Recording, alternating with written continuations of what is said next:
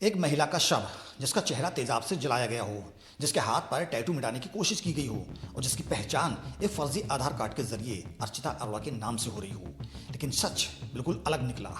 वो महिला दिल्ली की अर्चिता नहीं थी, वो थी तुर्कमेनिस्तान की मोहब्बत।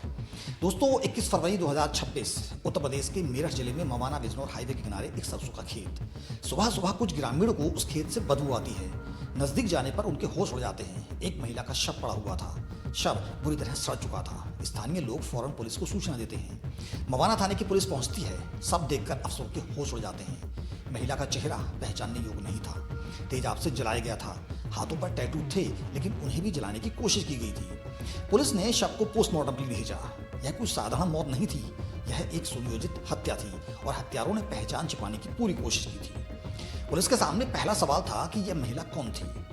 एसपी देहात अभिजीत कुमार ने मामले की जांच स्वयं अपने हाथों में की। पुलिस की एक विशेष टीम बनाई गई और शुरू हुई मेरठ के इतिहास की सबसे रोमांचक और मुश्किल जांच। मवाना थाना क्षेत्र में भगवती फार्म हाउस के पास वह खेत आज भी गवाह है, उस रात का जब एक बेगुनाह महिला की लाश यहाँ फेंकी गई थी। पुलिस ने घटना स्थल को सील किया और फॉरेंसिक टीम को बुलाया। सबूत जुटाने का सिलसिला शुरू हुआ। कोई पहचान नहीं, कोई सुराग नहीं, फिर भी मेरठ पुलिस ने हार नहीं मानी। एसपी देहात अभिजीत कुमार ने बताया कि टीम ने घटना स्थल और आसपास के इलाकों के करीब 500 सीसीटीवी कैमरों की फुटेज खंगाली। जी हाँ, 500।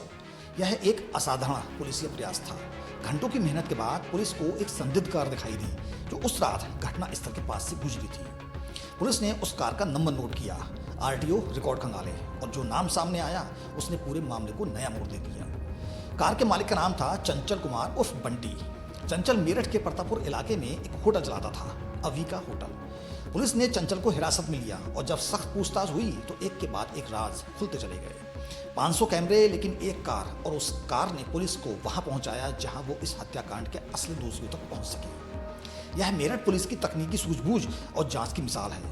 चंचल की जुबान से जो कहानी निकली वो रोंगटे खड़े कर देती है। 17-18 फरवरी 2026 की रात मेरठ का अविका होटल संचालक चंचल कुमार उर्फ बंटी, उसके 3 साथी गुरमुख उर्फ अरविंद, संदीप उर्फ सिट्टू और विवेक उर्फ काका और एक महिला एक साथ बैठकर शराब पी रहे थे। महिला का नाम था अर्चिता।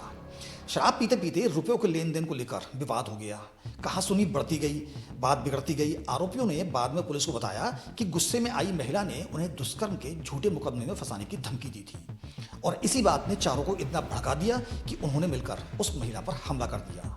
चारों ने उस महिला के साथ जमकर मारपीट की और फिर एक कंबल से उसके मुंह पर रखकर उसका गला घोट दिया। एक जीवन जो कभी दूसरे देश से उम्मीद लेकर भारत आई थी, एक होटल के अंधेरे कमरे में खत्म हो गया। हत्या के बाद चारों आरोपी भागे नहीं, उन्होंने सबूत मिटाने की पूरी साजिश रची। महिला की हत्या के बाद उसके शव को कार की डिक्की में डाला, फिर उसके चेहरे पर तेजाब डाला ताकि चेहरा पहचाना ना जाए। उसके हाथों पर बने टैटू को भी जलाने की कोशिश की गई। रात के अंधेरे में बवाना इलाके का वो सरसों का खेत चुना गया जहां शव को फेंककर चारों लोग फरार हो गए। वो सोच रहे थे कोई पहचान नहीं होगी, कोई सुराग नहीं मिलेगा, लेकिन वो भूल गए मेरठ पुलिस की नजर से बचना आसान नहीं। अब आता है इस पूरी कहानी का सबसे चौंकाने वाला मोड़। जब पुलिस ने चंचल की पूछताछ में महिला की पहचान अर्चिता अरोड़ा के रूप में की तो सबने मान लिया कि मृतका दिल्ली की रहने वाली थी। लेकिन जांच जब आगे बढ़ी तो एक अलग ही तस्वीर उभरी। पुलिस ने मृतका के मोबाइल कॉल डिटेल खंगाले। एक नंबर चंडीगढ़ का था। उस महिला से संपर्क किया गया। उसने शव की फोटो देखी और चौंक गई। उसने एक नाम लिया, मोहब्बत। और फिर उज्बेकिस्तान की एक महिला अजीज़ा जो मोहब्बत को तलाश रही थी, मेरठ पहुंची। अजीज़ा ने सबकी फ़ोटो देखी। चेहरा जला हुआ था, वो पहचान नहीं सकी, लेकिन अजीज़ा ने वीडियो कॉल पर मोहब्बत की माँ नाजुमो दिनुबा गुलनारा को वो फ़ोटो दिखाई और तब एक माँ ने वो किया जो शायद सिर्फ एक माँ ही कर सकती थी। उसने कानों के ईयररिंग पहचान लिए, वही ईयररिंग जो उसकी बेटी पहनती थी। काले रंग का टॉप भी वही था। माँ ने रोते हुए कहा, यह मेरी बेटी है, यह मेरी मोहब्बत है। पुलिस की जांच में सामने आया कि मृतका का असली नाम नाज़मुद्दीनोवा मोहब्बत सुनातोवना तुर्कमेनिस्तान की निवासी और उसकी मां का असली नाम नाहमदिनोवा गुलनारा सुनातोवना। एसपी देहात अभिजीत कुमार ने बताया कि मृतका के तुर्कमेनिस्तान की निवासी होने की पुष्टि हो रही है। विदेश मंत्रालय के जरिए दूतावास से संपर्क का सत्यापन कराया जा रहा है, लेकिन सवाल उठता है कि तुर्कमेनिस्तान की एक लड़की मेरठ की होटल में कैसे पहुंची और अर्चिता अरोड़ा का फर्जी आधार कार्ड कैसे बनवाया गया।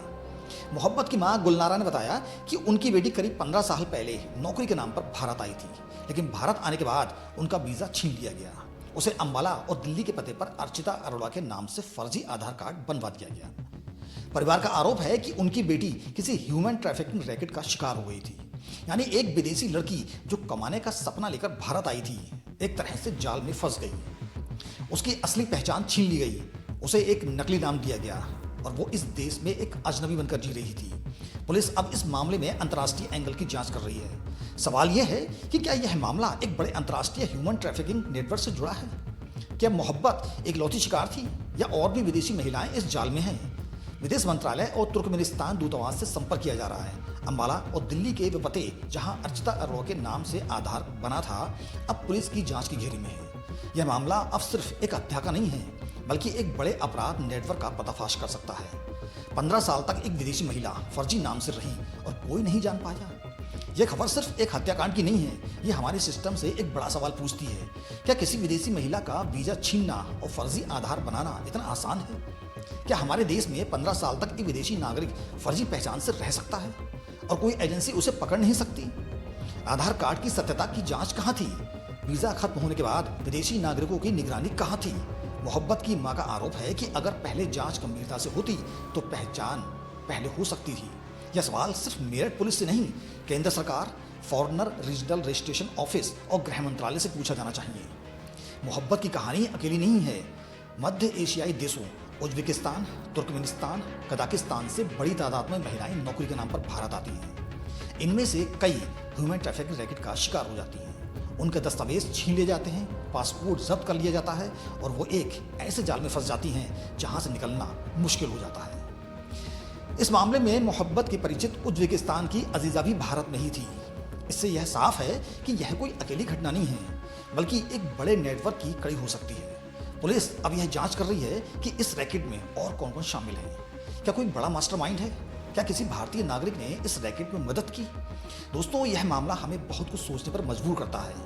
एक तरफ है मेरठ पुलिस की सराहनीय जांच, जिसने 500 सीसीटीवी फुटेज खंगाल कर न सिर्फ हत्यारों को पकड़ा, बल्कि मृतका की असली पहचान भी उजागर की। और दूसरी तरफ है एक गहरी व्यवस्थागत विफलता, जिसने एक विदेशी महिला को 15 साल तक फर्जी नाम से जीने पर मजबूर किया। तुर्कमेनिस्तान में एक माँ अपनी बेटी का इंतजार करती रही और उसकी बेटी मोहब्बत एक होटल के कमरे में एक अजनबी देश में एक अजनबी नाम के साथ मार दी गई। यह खबर सिर्फ एक अपराध की नहीं, यह उन तमाम महिलाओं की कहानी है जो रोजगार का सपना लेकर किसी अनजान देश जाती हैं और वहां उनके सपने, उनकी पहचान, सब कुछ छिन जाता है।